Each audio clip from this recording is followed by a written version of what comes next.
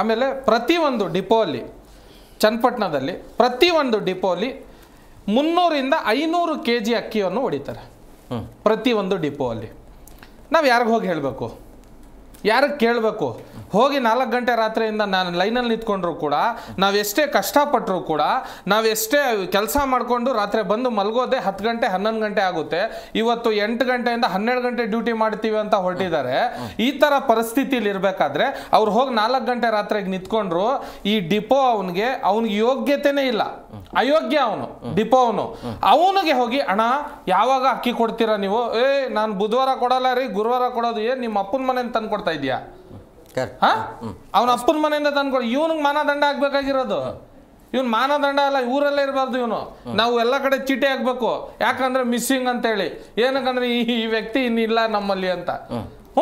ಯಾಕಂದ್ರೆ ಇವರು ಬಡವರು ಹೊಟ್ಟೆ ಮೇಲೆ ಹೊಡೆಯುವಂತ ಕೆಲಸ ಮಾಡುವಂತ ಕೆಲಸ ಮಾಡ್ತಾ ಇರೋದು ಇವರು. ನಮ್ಮ ಬೆಂಗಳೂರಲ್ಲಿ ಇವ್ರು ಹೇಳ್ತಾ ಇದ್ದಾರೆ ನೋಡಿ, ಇದು ಹೇಳ್ತಾ ಇದ್ದಾರ ಸತ್ಯ ಇದು.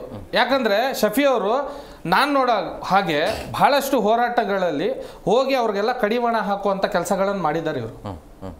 ಯಾಕಂದ್ರೆ ಇವ್ರಿಗೆ ಅಧಿಕಾರ ಏನಿದೆ ಅಂದ್ರೆ, ನಿಮ್ಗೆ ಒಂದು ನಡೆಸಿ ಈ ಡಿಪೋ ಅನ್ನೋ ಪರ್ಮಿಷನ್ ಕೊಟ್ಟ ಮೇಲೆ food and safety department act ಪ್ರಕಾರ ನೀವು ಕಾನೂನು ಪರವಾಗಿ ನೀವು 8 ಗಂಟೆ ಕೂತ್ಕೊಂಡಲ್ಲ ಅಕ್ಕಿ ಕೊಡಬೇಕು. ನೀವು 1 ಗಂಟೆ 2 ಗಂಟೆ ಕೂತ್ಕೊಂಡ್ರೆ ಆಗಲ್ಲ. ನೆಕ್ಸ್ಟ್ ಇನ್ನು ಸೋಮವಾರದಿಂದ ನಾವು ಹೋಗ್ತಾ ಇದೀವಿ ಚನ್ನಪಟ್ಟಣಕ್ಕೆ. ನಮ್ದೆಲ್ಲ ಅಲ್ಲೇ ಕೆಲಸ ಇರೋದು. ಇನ್ನು MLA ಎಲೆಕ್ಷನ್ ಗೆಲ್ಲೋ ತನಕ ನಾವು ಬರಲ್ಲ. ಒಂದು ಡಿಪೋನು ಕೂಡ 1 ಗಂಟೆನೂ ಮುಚ್ಚಕ್ ಕೊಡಲ್ಲ ನಾನು. ಯಾಕೆ ಹೇಳಿ? ಈ ಬಡವ್ರಿಗೆ ಸೇರ್ಬೇಕಾಗಿರೋದು ಶ್ರೀಮಂತರಿಗೆ ಸೇರಿಸ್ತಾ ಇದ್ದಾರೆ. ಇವತ್ತು ನೀವು ಹೇಳಿದ್ರಿ ಗಾಡಿ ಇದ್ರೆ ಮಾತ್ರ ಇಲ್ಲ ಅಂತ. ನಾನು ಇಷ್ಟು ಉದಾಹರಣೆ ಕೊಟ್ಟೆ.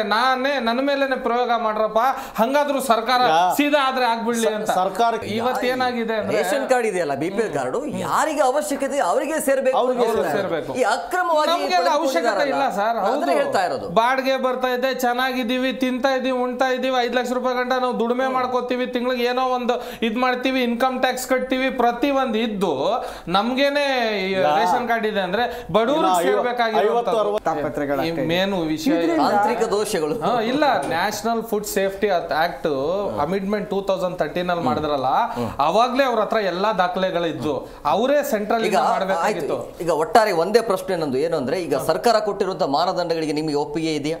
ಕೊಟ್ಟಿರುವಂತದ್ದು ಇಲ್ಲ. ಇದು ನಮ್ಮ ಕನ್ನಡಿಗರಿಗೆ ಯಾರಿಗೂ ಅನ್ವಯ ಆಗಲ್ಲ. Thank you very much. ನಾವು ಇದಕ್ಕೆ ಒಪ್ಪೋದು ಇಲ್ಲ. Okay, thank you sir, thank you very much. 3 ಜನಕ್ಕೆ ಇಷ್ಟೊಂದು ಕಾರ್ಯಕ್ರಮಕ್ಕೆ ಜಾಯ್ನ್ ಆಗಿದ್ದಕ್ಕೆ.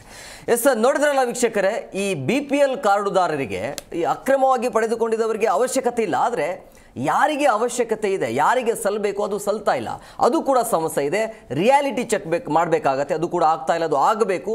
ಇನ್ನು ಈ ಮಾನದಂಡಗಳು ಇದಾವಲ್ಲ, ಯಾವುದು ಸರಿ ಇಲ್ಲ ನನ್ನ ಪ್ರಕಾರ. ಯಾವುದೇ ರೀತಿಯಾಗಿ ಮಾನದಂಡಗಳು 1,20,000 ಅಂದರೆ ಮಂತ್ಲಿ 10,000ಕ್ಕೆ ಜೀವನ ಮಾಡೋಕ್ಕಾಗೋದಿಲ್ಲ. ಬೈಕ್ ಅಂದರೆ ಈಗಿನ ಕಾಲದಲ್ಲಿ ಬೈಕ್ ಇಲ್ದಿರೋ ವ್ಯಕ್ತಿನ ತೋರಿಸ್ತೀರಾ ನೀವು? ಸಾಧ್ಯನೇ ಇಲ್ಲ. ಸೊ ಹಂಗಾಗಿ ಮಾನದಂಡದಲ್ಲಿ ಬದಲಾವಣೆ ಆಗಲೇಬೇಕು. ನಮ್ಮ ಮನವಿ ಆಗ್ರಹ ಒಂದೇ, ಈ ಮಾನದಂಡದಲ್ಲಿ ಅಮಾಯಕರು ಬಲಿ ಆಗಬಾರ್ದು. ಖಂಡಿತ. Thank you very much. ಇದಾಗಿತ್ತು ಇವತ್ತಿನ ವಿಶೇಷ. ಮತ್ತಷ್ಟು ಅಪ್ಡೇಟ್ಸ್ಗಾಗಿ ನೋಡ್ತಾ ಇರಿ ಜಿ ಕನ್ನಡ ನ್ಯೂಸ್. ಸತ್ಯವೇ ಸುದ್ದಿಯ ಜೀವ.